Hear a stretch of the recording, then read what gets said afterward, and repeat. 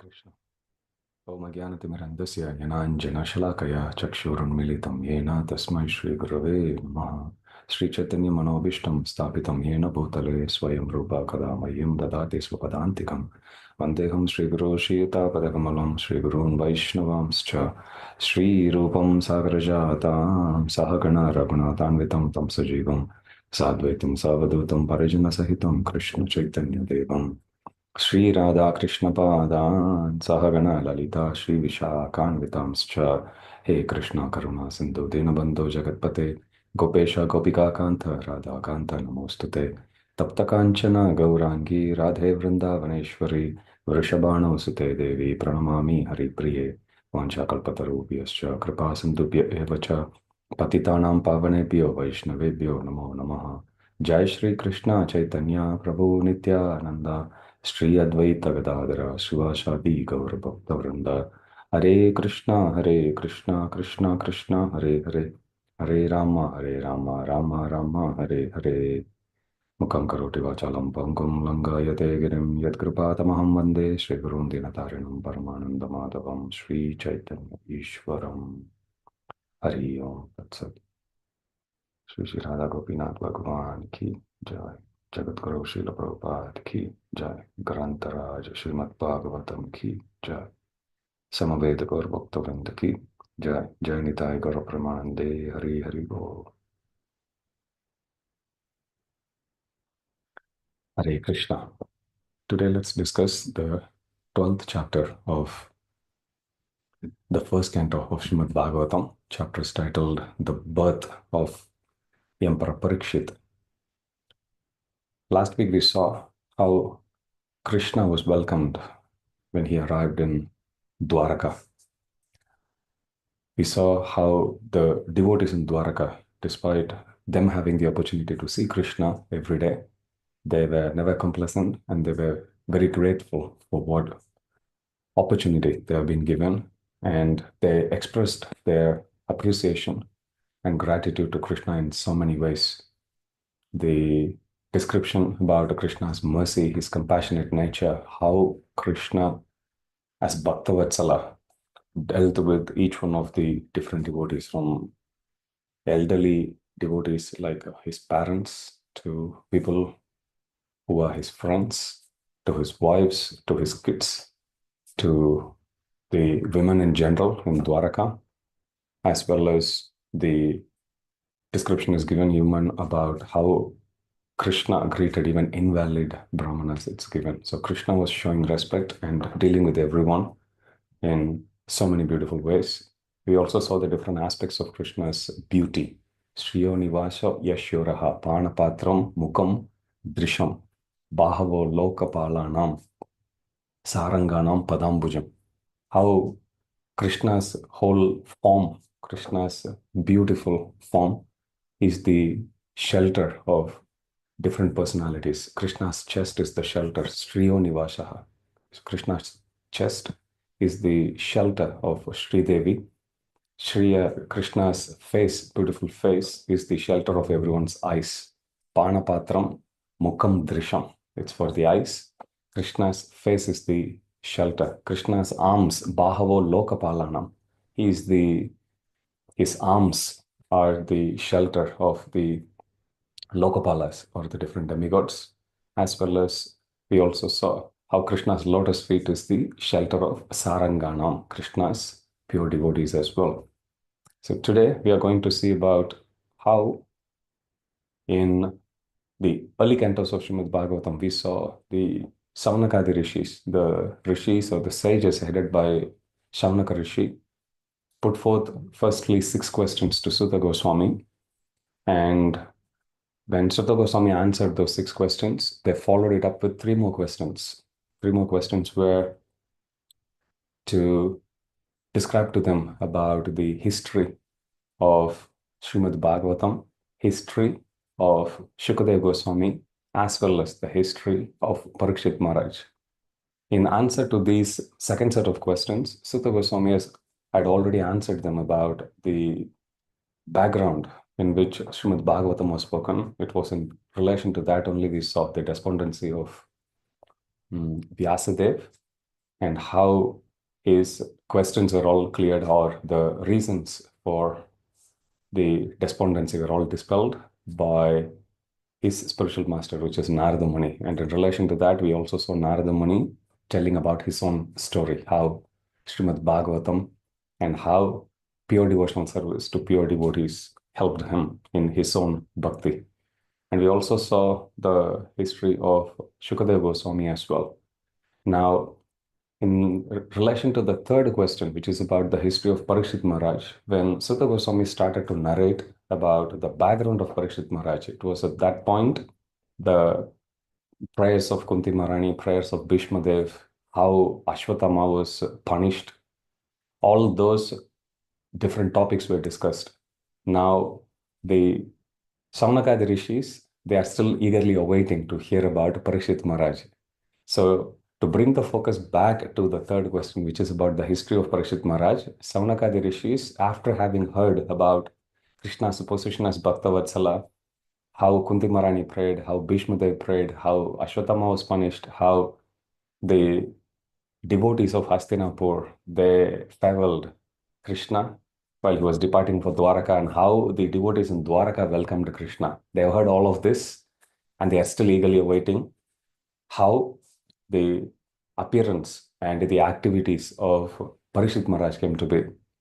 So Shaunakadi Rishis bring the focus back to the third question, which is about the birth and activities of Pariksit Maharaj. So even though this question was asked already, the starting of this 12th chapter starts with Shaunaka Rishi repeating that question again. He says that Maharaj Parikshit was in the womb of Uttara, and when he was attacked by Brahmastra, he was saved.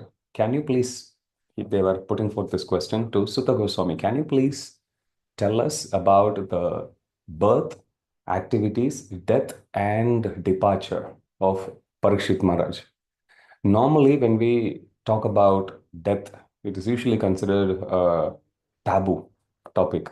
Nobody wants to talk about death, even though this is inevitable. And the famous answer of Yudhishthir Maharaj to Yamaraj himself, when he was asked what is the most wonderful thing he sees in this world, he says, Ahani, Ahani Bhutani, Gachantiha Yamalayam. So, Sesha Shastavaram Ichanti, Kimascharya Matapara. He says that even though every moment, Ahani Ahani Bhutani, they are again and again going, the living entities are again and again going to the Yamaloka, Gachantiha Yamalayam, the abode of Yamaraj. Still, nobody thinks that their time would actually come and they will also die at some point. And Yudhishthir Maharaj says this he finds is the most wonderful thing in this world. So even though death is something we usually try avoiding in our normal day-to-day discussion, even if somebody dies, we don't delve too much on the topic. If you look at the questions here, they are very eye-opening. The Shaunakadi Rishis, they ask Sutta Goswami, please tell us about the birth, activities, death, and destination. It goes to show more importance, or at least equal amount of importance, is given firstly for death as much as it is given to birth, as well as the destination, what happens after death. There is that focus also that's given in these questions.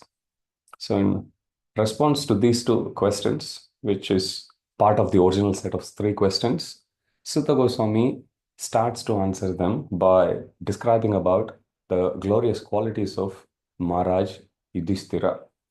He says the qualities of Yudhishthira Maharaj endeared him to everyone, every citizen in this whole kingdom. I'll come to that term kingdom shortly. But first, let us see how Yudhishthira Maharaj, he endeared himself to the hearts of all his citizens. First, he administered generously. He was very, very generous. He was like a father. Pitruvad, it's given. He pleased the citizens, Ranjanya Prajaha. He pleased the citizens in so many ways. We'll see in later how Maharaj Gaya, he pleased his citizens. Poshana, Upalalana, Anushashana. You will come across how he gave gifts to someone, he gave instructions to someone, he protected others, He made sure everyone is actually properly taken care, fed, everyone is properly taken care both spiritually as well as materially. So here also we see Yudhishthir Maharaj, he pleased all the citizens. Ranjayan Prajaha. And he was free from the desires of personal sense gratification. Srila Bhaktivinoda Thakur, he says that on one hand, if we practice bhakti, but if we still find a gap between us and Krishna, he says there is only one reason, and that is our desire for sense gratification. So the more we feed our senses, the more we will find the connection with Krishna slackening a bit. And the more we reduce the unnecessary needs of sense gratification, more we will find our connection with Krishna growing more and more thicker. So here, one of the qualities of Yudhishthira Maharaj that's given here is he was free from personal desires for sense gratification because our energy flows wherever our mind goes. If our mind is focused so much on service of Krishna, then you will see many times we even skip our meal, forget drinking water, forget sitting down, we may be running around, forget giving rest even to our body. In other words, we elevate ourselves beyond the conception of our body. It doesn't mean that we should neglect our body, we should still balance it, but we can understand even from our own simple personal experiences how the more we engage ourselves in the service of Krishna, more the demands of our body take our concentration away from Krishna consciousness. On the other hand, alternatively, the more we try to please our senses unnecessarily, the more we will find the determination to do Krishna's service going weaker and weaker and weaker. So here as a king, Yudhishthir Maharaj, he had everything at his beck and call. He had all types of opulences. He had so much so that opulences became the envy of even the demigods it's given. That's how prosperous he was. Despite that, he was free from any desires of sense gratification. Nishpriha sarva kamebhya. He is away from sarva kamebhya. He didn't have any kind of material desire. And due to his continuous service to Krishna, how was he able to maintain that level of focus, that level of detachment? It was based on the strength of the service to Krishna's lotus feet. Krishna Padanusevya, it's given. So in this way, Sutta Goswami describes about the glorious qualities of Yudhishthira Maharaj. Then he touches on the opulences. How great were his opulences? He was so opulent that even the demigods were looking down from higher planetary system. In this context, Shukadev or Sutta Goswami gives a very important detail here. He says news of his wealth, fame, sacrifices, and their destinations, queens, brothers, land, and lordship over Jambudvipa. So the fifth verse of the 12th chapter of the first canto, 1.12.5, gives us the reference about the extent of Yudhishthira Maharaj's kingdom.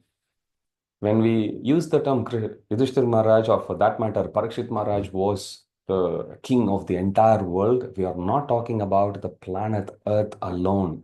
We will go into more detail when we come to Vedic cosmology in the fifth canto of Srimad Bhagavatam. But firstly, let us try to understand the extent of his kingdom. Jambudvipa is one of the Saptadvipa, one of the 7 islands of Bhumandala. There are 14 planetary systems in this universe.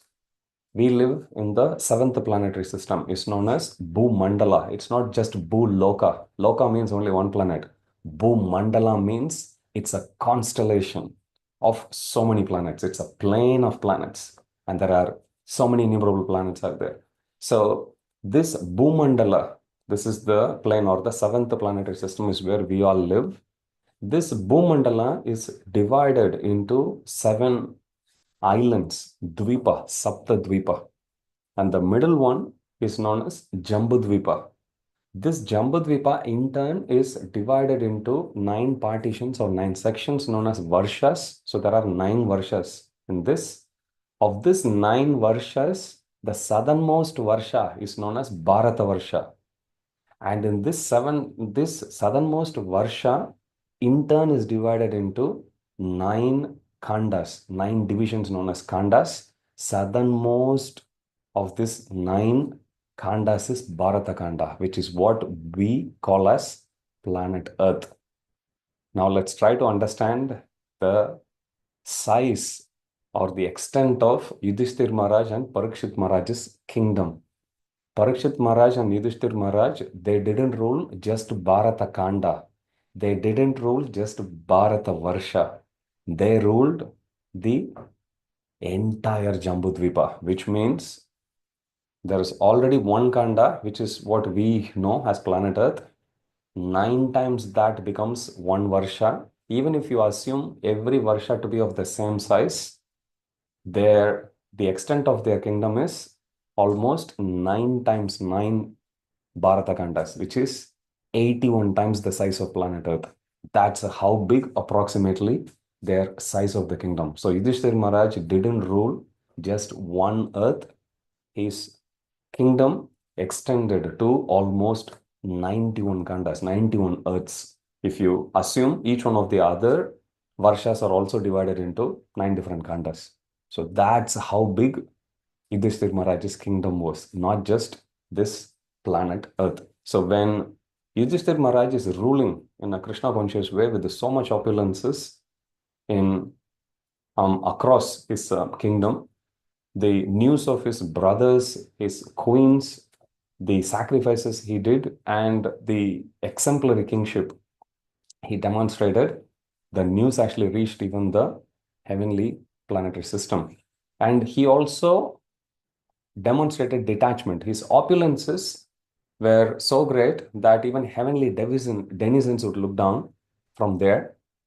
But despite him having so many of opulences, he was completely detached. Now, this is one thing we don't hear much about, even demigods demonstrating. Demigods, you will always see they had so many opulences, but then they get attached to their kingdom or someone else's wife.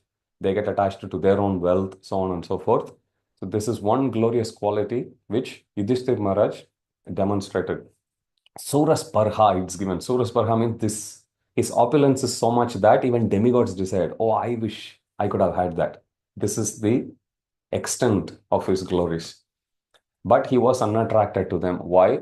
Because of Mukunda Manaso, his attachment to the lotus feet, Saranganam Padambujam, simply by being attached to Krishna Padanusevaya or Mukunda Manaso. He has given his mind completely to the lotus feet of Krishna. So after giving the glories of Yudhishthir Maharaj, now Sutta Goswami starts to narrate first about the birth of Pariksit Maharaj. If you recollect, Pariksit Maharaj was the son of Uttara when he was a little baby within the womb of Uttara. Ashwatthama, he tried to kill the baby by hurling Brahmastra. And when the Brahmastra was approaching Uttara, Uttara went and pleaded Krishna to protect not only the dynasty, but not only her, rather, but the baby. In fact, she says, I am not even bothered about myself, but my baby is important. So when she put forth, Pahi Pahi, Mahayogi, Deva Deva Jahatpate, Nanyam Tvad Abhayam Pashya Yatra Mrityu Parasparam. She says, oh my Lord, Pahi Pahi Mahayogi, you are not normal yogi, you are not a normal god, but you are Mahayogi. You are the greatest of all the yogis. Deva Deva Jagatpate. You are the god of all gods. I don't see anyone but you protecting me. Yatra Mrityu Parasparam. Parasparam is like something very close. When the death is so close to me, I don't see anybody else protecting me except you, my Lord. So please protect me. Protect my baby. So when she put forth that question, at that time, Krishna, this verse says Angushta Matramamalam. Krishna took the form of Angushta. Angushta means size of a thumb. Angushta Matramamalam Spurat Puratamaulinam Apibya Darshanam Shamam Tadit Vashasam Achyutam. Angushta Matramamalam. Krishna took the form of a thumb, size of the thumb, Amalam, he was pure. He enters within the womb of Uttara. Angushthamatram Amalam.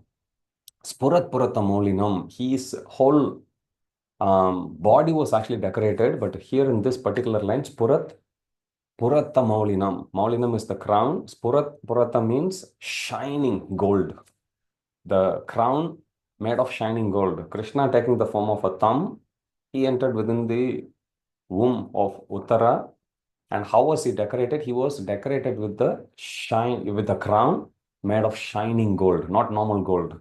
Even in description about Chaitanya Mahaprabhu, you come across Gaura, you also come across this word Hemanga, molten gold, not just normal gold. Normal gold shines, molten gold shines even better, bigger, even brighter. So here it's given Angushta Matra Mamalam, Spurat Puratamolinam, Apivya Darshanam Shyamam. So his description, how was his description? He was decorated with a crown made of shining gold. His whole body, his whole complexion is shamam. His whole body is in bluish in complexion, and that is Apivya Darshanam. It was so beautiful to look at. Apivya Darshanam Shamam. Tadit Vashasham Achyutam. Achyuta means one who is Bhaktavatsala, who is always very merciful and kind in reciprocating with his devotees, with the love of his devotees. Tadit Vashasham Achyutam. His Vashasham, his dhoti was like a lightning. His yellow dhoti was like a lightning. So this is the form which is seen by the baby Pariksit within the womb of Uttara. So when the heat was actually directed towards Uttara and it was starting to burn the fetus within her womb, at that time, Pariksit Maharaj, he sees this form, Angushtamatra Malam Spurat Puratamaulinam Apivya Darshanam Shamam Tadit Vashasham Achyutam. So he simultaneously describes about the form as well as the qualities in each of these lines. If you observe the verse carefully or if you study the verse carefully, you will see Angushtamatram Amalam. His size was like that of a thumb, or he took the form whose height was like a thumb size only, this much. Amalam, he was that pure Supreme Lord. Angushta Matram, Amalam Spurat Puratamolinam. His head was decorated with this beautiful crown made of shining gold. Apivya Darshanam Shamam. His whole body was like a dark nimbus cloud, very beautiful to look at. He was a Shamam and Apivya Darshanam. It was very, very beautiful to see. The Panapatram Mukam Trisham. His whole body is like the drinking or the food for the eyes, so to speak. Tadit Vashasham Achyutam. He was wearing a beautiful, this great Lord who is known as Achyuta, he was wearing an yellow dhoti which was shining, dazzling like a lightning. So this is the beautiful description it's given. What else did Pariksit Maharaj see? So as Krishna was entering within, he saw this beautiful form. As a baby, he's looking, and he also saw Supreme Lord came in Chaturbhuja form. Krishna came in four-handed form with shining earrings, golden earrings, Makara Kundala, Charukarna. So with shining earrings, Supreme Lord is coming. Not only that, his club, Gata, was constantly encircling him like a shooting star, it's given. If you see the cover image of Science of Self-Realization, you will see that beautiful form standing, but then you will also see like an elliptical circle around him. That's not a very fictitious work of anyone. This is based on this particular verse 1.12.9. Krishna is coming as Angushta Matram, but his Gata is encircling him like a shooting star on all directions. So you will see it like an elliptical line. Next time you see the cover page of Science of Self-Realization, you remember this description that's given, because as Pariksit Maharaj is saying, he's seeing this beautiful Lord, but then he is also seeing his Gata, his club, encircling him like a shooting star. And not only that, Krishna's eyes were reddish.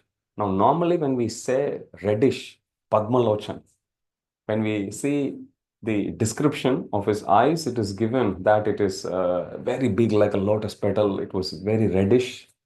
Normally, for humans, when the eyes goes reddish, it will be usually due to either lack of sleep or when somebody gets very angry. This particular instance, one of the rare descriptions that's given, in this particular instance, Krishna's eyes were reddish, not because of love, but because of fury. Krishna is showing his anger because Krishna is now fighting against the heat, light, and the burning of the Brahmastra. So as Krishna is fighting, Krishna is also being very protective of his devotees.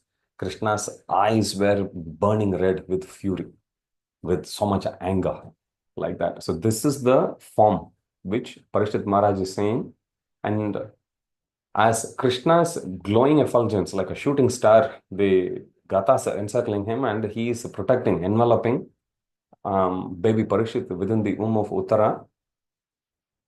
The effulgence or the burning effect of Brahmastra was easily subdued by Krishna's effulgence, just like how a dewdrop early in the morning would be dried up very effortlessly by the early morning sun rays. That's how it's given, actually. So Brahmastra, no doubt, it is very powerful.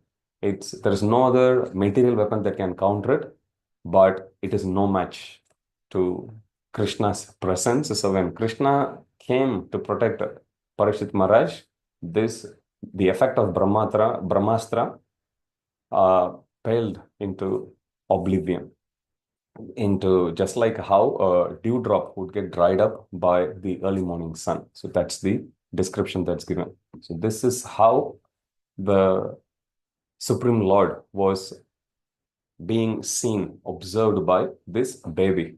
So this description is given by Sutta Goswami to say about the birth, very uncommon birth, or very unparalleled mercy of Pariksit Maharaj, which was received by him even before birth.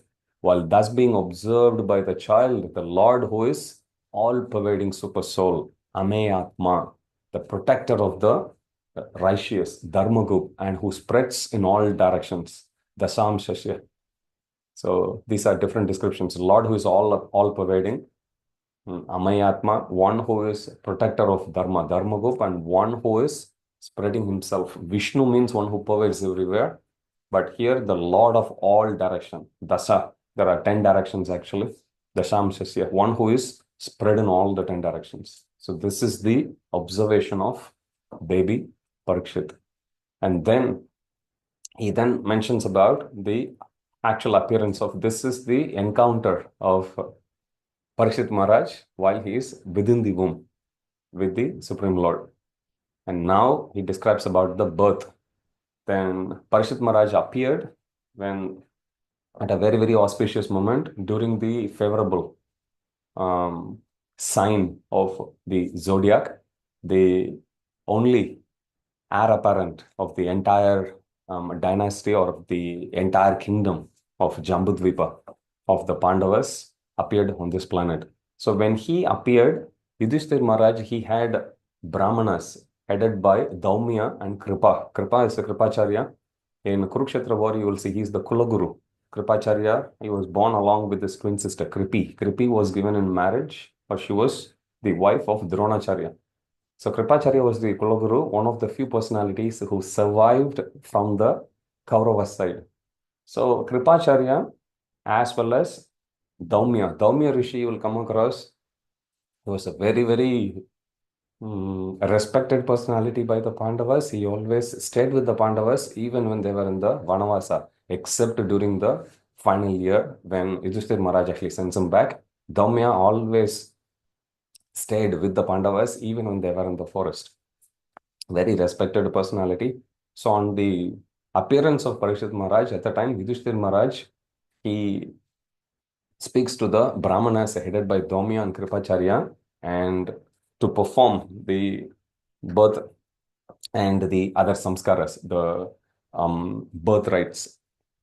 So when Parikshit Maharaj was born, he's based on the time of his appearance, his future was predicted by the Brahmanas. So this section describes about the glorious qualities of Pariksit Maharaj. Based on his astrological chart, the Brahmanas predict his future about how great he will be. Yudhishthira Maharaj, after having given proper charity to all the Brahmanas, he then sat down to hear about the glorious qualities. First thing they say is the name of the child. First they say, because this baby was protected by the Supreme Lord Krishna himself even before he was born, he will be known as Vishnu Rata. Vishnu Rata means one who is protected by Vishnu. That will be his name. So his original name before he came to be known as Pariksit was Vishnu Rata, which means one who is protected by Vishnu. Tasmad namna Vishnu Rataha. Therefore, because he is protected, Tasmad means protected. Tasman namna Tasmad Sarveshu Kaleshu. We come across. Therefore, Arjuna, you should always remember me. Tasman namna Vishnu Rataha. Because of being protected by the Supreme Lord, he will be known as Vishnu Rata. Tasmad namna Vishnu Rata iti loke bhavishyati. This is how bhavishyati means he will be known in the whole world. Iti loke. Iti loke means this is how the whole world will call him. He will be known in the whole world as Vishnu Rataha. Tasmad namna Vishnu Rataha iti loke bhavishyati na sandeho mahabhagavata mahan. They say Tasmad namna Vishnu Rata iti loke bhavishyati. This is how he will be known as. Why he will be known as Vishnu Rata? Because he is protected by Vishnu. Na sandeho mahabhaga. There's no doubt that he will be the most fortunate. Why? They'll speak about that later. Na sandeho mahabhaga mahabhagavata. He will, no doubt, he will be the most fortunate, most devoted Mahabhagavata, Mahan, decorated with the most glorious qualities. So three things they say. First they say is na sandeho, there's no doubt. Na sandeho mahabhaga. He will be the most fortunate Mahabhagavata. He will be the pure devotee. Mahan. He will also be decorated with glorious qualities. So in this way, both materially as well as spiritually, he will be super successful. Now you will see them elaborating. Now when Yudhishthira Maharaj hears about this, he gets curious. Many times we do Anna Prashna. At that time, the parents would be curious to know about the tendency of the child. So usually we place some grains, some coins, some books, like that. Some devotees, they even put some toy weapons to understand about the nature of the child. So the child would actually crawl towards one object and it would pick based on that. Chaitanya Mahaprabhu, when they did this ceremony for him, at that time, Chaitanya Mahaprabhu did pick Srimad Bhagavatam. So you'll come across great personalities. Even when they were in their childhood, even when they were as a baby, barely able to crawl, they would show their tendency. So here, Pariksit Maharaj's future is predicted by the great Brahmanas headed by Daumya Rishi and Kripacharya. Yudhishthira Maharaj is getting more curious. I would like to know more. Can you please tell? Now you will see the beautiful description of Pariksit Maharaj's qualities that has been spoken by these Brahmanas. They say that in maintaining all those who are born, he will be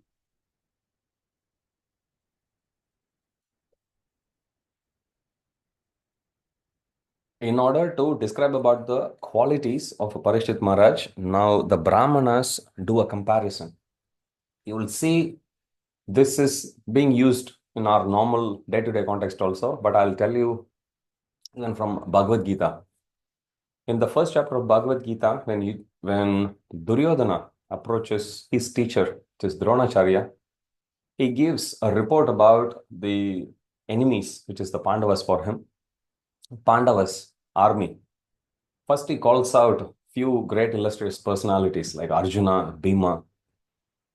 Shahadev, Krishna, everyone.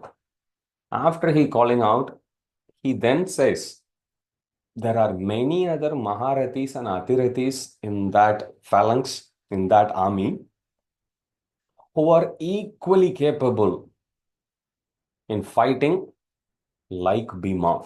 Because Bhima is like a standard. So to Dronacharya, without mincing much words, Duryodhana says, not only is Bhima there, but there are many other who is equally capable in fighting like Bhima who are also present there. So normally when we glorify something to make people understand, we would always set, this person is like that with that benchmark. So now the Brahmanas in this context also are going to list great personalities and they will compare. So rather than elaborately telling what are all the different qualities, what Pariksit Maharaj would do, so on and so forth, without mincing much words, they just list all great personalities from the history and they say Pariksit Maharaj will be like this personality in maintaining. Pariksit Maharaj will be like this personality in bravery. Pariksit Maharaj will be like this personality in his bhakti, like that. So this section is very interesting, very inspiring also. Pariksit Maharaj's qualities, it starts with in maintaining all those who are born. Pariksit Maharaj will be like Ikshvaku. Ikshvaku is son of Manu. Imam Vivashvate Yogam Proktavan Ham Avyayam Vivashwan Manave Praha Manu Ikshvagave Abravit. Manu's son is known as Ikshvaku. Ikshvaku Kulatilaka. That's a term that's used for Lord Ram. So he is Raghu dynasty. So Ikshvaku is the forefather of Lord Ram. He is the son of Manu. He has also heard Bhagavad Gita. Krishna speaks about him in the 4th chapter of Bhagavad Gita.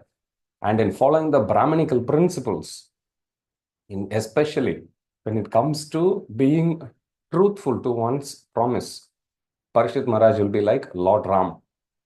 When it comes to being charitable, Pariksit Maharaj will be like King Shibi. Shibi is the one who cut his flesh in order to protect a dove. He cut his part of his bodies and he gave that flesh to an eagle or a vulture who was chasing after a pigeon or a dove.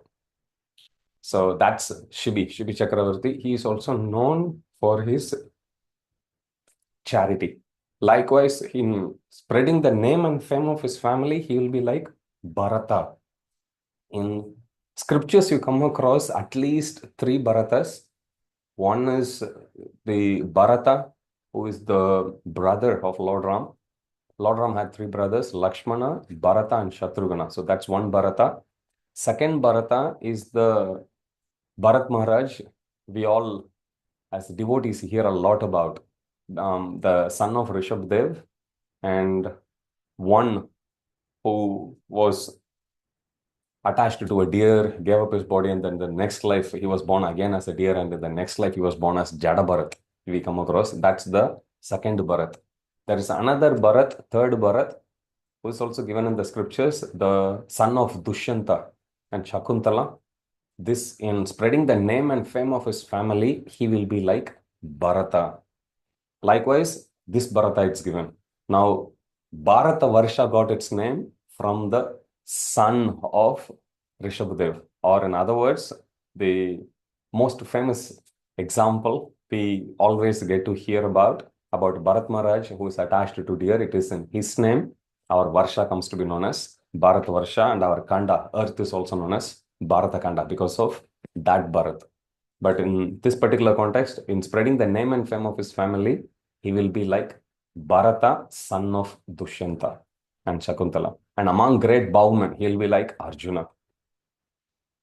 He will be irresistible like fire. Just like you cannot actually put a hold on fire, he'll be irresistible. He'll be unsurpassable like an ocean. He'll be strong like a lion. When it comes to giving shelter, he'll be like Himalayas. How Himalayas is giving shelter to so many different living creatures. To kings, it gives shelter. To paupers, it gives shelter. To transcendental spiritual personalities, it gives shelter. It gives shelter to everyone. Birds, plants, beasts, animals, everyone. So in being worthy of shelter, he will be like Himalayan mountains. When it comes to forbearing, being patient, compassionate, he'll be like Mother Earth. When comes to being tolerant, he'll be like a parent. He'll be tolerant like parents.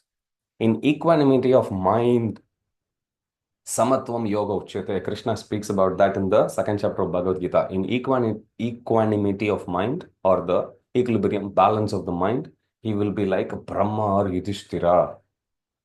When it being munificent, Namo Mahavadanyaya. Munificent means one is being generous, second is being super generous. That's a munificent. He'll be like Lord Shiva, Ashutosh. When it comes to being the resort of everyone, he'll be like the Supreme Lord Narayana himself. Prabhupada says that Krishna is realized by chanting the holy name, but Krishna's glorious qualities can also be seen being reflected on all the other Vaishnavas who are close to Krishna. So when it comes to giving shelter to everyone, he will be like the Supreme Lord Narayana. By following in his footsteps, he will always follow the footsteps of the Supreme Lord Krishna. In magnanimity, he will be like Ranti Deva. Ranti Deva's pastimes, will come to read that in the later cantos. In religion, he'll be like Maharaj Yayati. Again, we'll see that later. In patience, he'll be like Bali Maharaj. We'll see that later. And in being a staunch devotee of Krishna, he says he'll be like Prahlad Maharaj. So in this way, they say both in terms of his material as well as moral ability, as well as most importantly in spiritual qualities. They list all these great personalities: Ikshvaku, Rama, Shibi, Bharata, Arjuna, fire, ocean, lion, Himalayan mountains, earth, parents, Brahma or Yudhishthira, Shiva, Narayana, Lord Krishna. You'll follow in his footsteps. Ranti Deva, Yayati, Bali Maharaj, and Prahlad Maharaj. So in this way, they predict. They also say, not only will he have all these glorious qualities, he will also be the father of Rajarishis. So they predict about the appearance of Pariksit Maharaj's sons as well, from Janamejaya, all his descendants, everyone. Janamejaya was also a great devotee of the Lord. So he'll be the father of Rajarishis and the chastiser of upstarts. We'll see that how Pariksit Maharaj, he would later come to punish Kali Purush. So, and then they also predict about his death. Remember the topics that were asked by Shaunakadi rishis, and the rishis say headed by Shaunaka rishi is birth, activities. Two they have said already. He has already answered. Third thing is about death and his destination. Now they are predicting about his death, and they predict clearly that he will be killed by Takshaka. So Pariksit Maharaj, what would he do? They are predicting that after coming to know that he'll be killed by the Takshaka, he'll be completely detached and he will surrender unto the Lord. And simply by hearing the knowledge from Shukadeva Goswami, he would give up his body on the banks of Ganges. There is some dispute over where Pariksit Maharaj gave up his body. Some say on the banks of Yamuna, some say on the banks of Ganga, but here it's clearly given that he will hear it from Shukadeva Goswami and he would give up his body on the banks of Ganga, it's given. So in this way, they predict about his, not only his birth and activities, but also about his death and destination. Death will be here, they are predicting, as well as his destination, because he has already heard all the transcendental knowledge. Sri Vishnu Shravane Parikshit. Rupa Goswami writes in Nectar of Devotion of the 9 different processes, he gives names of the different personalities who epitomized each one of the process of devotion. Like for Sri Vishnu Shravane Parikshit, Abhavat Vaiyasaki Kirtane, Pralado Smarane, Tadangri Bhajane, Lakshmi Pritu Pujane, Akrura Swabi Bandhane, Kapipatir Dasyata Sakya Arjuna. So he goes on like that. So he's in, of those Navida Bhakti, for Shravanam, he says, Sri Vishnu Shravane Pariksit. Pariksit Maharaj epitomized the process of hearing. So if you want to increase the quality of our hearing, if you want to actually start to learn to hear, we should pray to Pariksit Maharaj to give us that drop of that quality he had to simply shut down the activities of his body, mind, and senses and simply be totally engrossed in hearing about Krishna. If we have trouble sitting in class and staying awake, we should always remember Pariksit Maharaj. We should pray to Pariksit Maharaj to bless us so that we can also hear attentively. So after hearing about his glorious birth, activities, and death, again, death is not a taboo topic to talk about. Here, the baby is just born. This is the name-giving ceremony of the baby. Baby is not even few days old, but they are telling about his death. They are telling about how he'll be detached. Goes to show that the focus of everyone in Vedic times was simply to go back to spiritual world, simply to be a devotee of the Lord and go back to spiritual world. So nobody treated this as inauspicious, and it's not like people didn't know what is auspicious and inauspicious. We saw in chapter number 10 how when Krishna was about to leave Hastinapur, at that time the ladies of Hastinapur, even though they were feeling so much separation from Krishna, they still controlled their tears. Why? Because they were worried that their tears which they are shedding may actually become inauspicious at the time of departure of Krishna, when he was going to Dwaraka.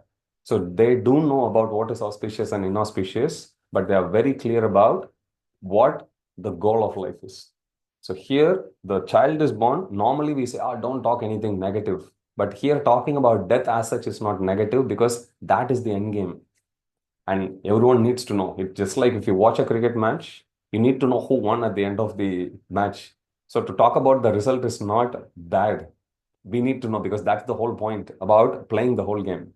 So same way, this human form of life, the Ante Narayana Smriti, Prabhupada says, how is your bhajan during the life? How did you lead your life will be determined at the time of your death. How much you are able to remember or think about Krishna. So every activity that we do in our day-to-day lives, we should not see it disconnected from that final end game, which is remembering Krishna. If we become careful, if we become conscious that every single step that I actually take in my day, every single word that I speak, every single thought that I cultivate, they're all going to affect me in the long run. So we need to be very, very mindful. That's why it is said human life is a very responsible life. Human form of life is a very responsible life. And we should be very mindful and we need to take ownership of everything, thought, words, and deeds, everything. So here, after having informed Maharaj, Yudhishthir Maharaj, they pleased him. And Yudhishthir Maharaj again remunerated all of them. And the Brahmanas departed. Now, after the Brahmanas departed, Yudhishthir Maharaj was contemplating that how best to actually bring up Pariksit Maharaj to facilitate his progress in bhakti. So he made sure that Pariksit Maharaj was given the best facilities, being guided by all of them. Pandavas also guided Pariksit Maharaj nicely. And Pariksit Maharaj, how did he, by the way, come to know about Pariksit? Even though he was named Vishnu Ratha, this baby Pariksit, when he was inside the womb, he had seen Krishna already, four-handed form with the Gata encircling him like a shooting star, as well as he also saw the beautiful face of Krishna, his head decorated, Puratta with the golden shining crown, so on and so forth. Because the baby has already seen Krishna, when he comes out, at that time he doesn't see Krishna. Now he is looking everywhere. Is this Krishna? Is this Krishna? No, not him, not him. His whole life he spends simply remembering Krishna, simply thinking about this is not the person I saw. This is not the person I saw. He is examining, or exam is pariksha, we say, examining, because his whole life goes in just examining, looking for Krishna, looking for Krishna. This is how he comes to be known as Pariksit. So he's known as Pariksit. He grew up Mahabhaga. Why he was Mahabhaga? Because he was very fortunate. His great-grand or grandfathers are Pandavas. He had association of great personalities. His mother, Uttara, great devotee. Prabhupada says Uttara was a very fortunate personality in all respects. Her husband was a great warrior, great devotee. Her father was a great king. Her son was also a great devotee. So she says on all the fronts, father, husband, and son, all of them are great devotees and very valorous personalities, very brave personalities. So he got the association of everyone. Mother Uttara, his grandmother Draupadi, Subhadra Maharani, as well as Pandavas, everyone. So they showered upon him as the heir apparent for the entire dynasty of the Pandavas clan. So he was being nicely brought up by all these great personalities. Now, as Parikshit Maharaj is actually growing up, Yudhishthir Maharaj was still disturbed by guilt because he still felt that I became the cause for killing so many people. So because of that, he wanted to do Ashwamedha Yajna to rid himself of any potential sinful reactions. But in order to do Ashwamedha Yajna, there's a lot of wealth that's needed. If you remember, even when he was ruling Indraprastha at that point of time, all of his four brothers went on four different directions and they conquered the kings and brought a lot of wealth. In fact, it was for that reason Arjuna came to be known as Dhananjaya, one who won so much wealth. But here, Yudhishthir Maharaj was thinking, whatever money that I'm collecting by taxes, they are good for the state budget.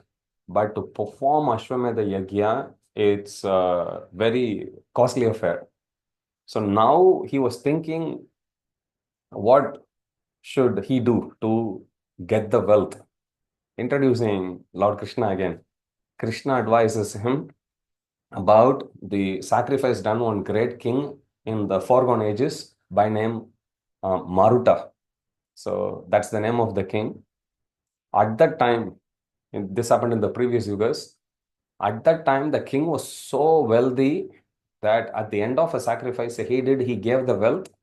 The Brahmanas, they couldn't carry the gold which he had given. So they just dumped it in one place and they went, took only little and they went. Like that, the wealth which he gave in charity alone, because of not being able to carry it by the Brahmanas, whatever surplus the Brahmanas had, they dumped in one place. That became a hill of gold. Krishna tells to Yudhishthir about that particular hill and he says, because it's an unclaimed wealth, you can go and claim it and use that for Ashwamedha. That's exactly what happens. So Yudhishthir Maharaj sends his brothers and they go bring tons and tons of those gold. With that, he performs Ashwamedha sacrifice, not just once, three times he performs. So he performed three more Ashwamedha sacrifice and he pleased the Supreme Lord. Now, Krishna, we saw a couple of chapters before when Krishna was leaving at that time, Kunti Maharani offered prayers. Nobody wanted Krishna to leave, but Krishna also, everyone understood he had to go to please his Yadus, his family devotees, as well as the entire kingdom of Dwaraka. So he went there and we saw this elaborate ceremony of Krishna leaving.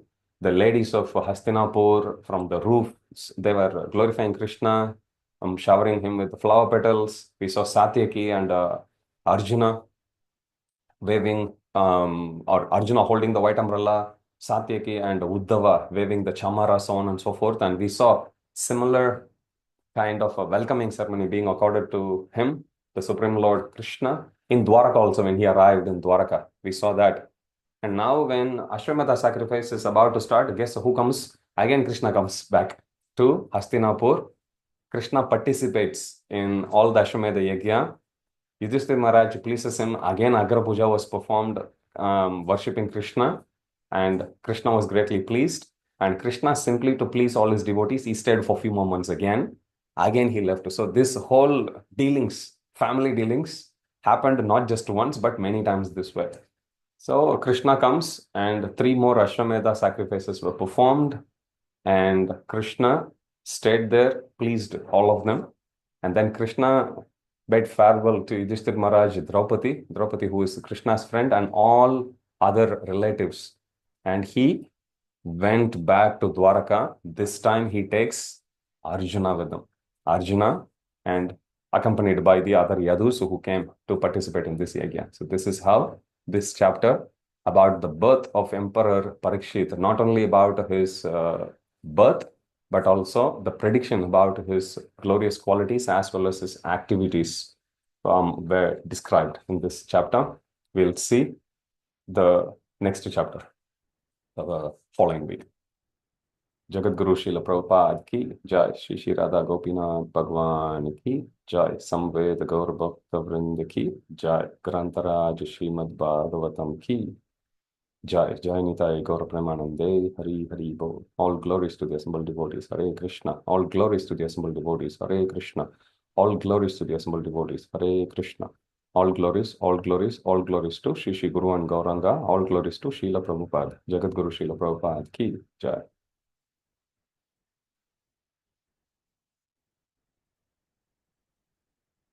Hare Krishna.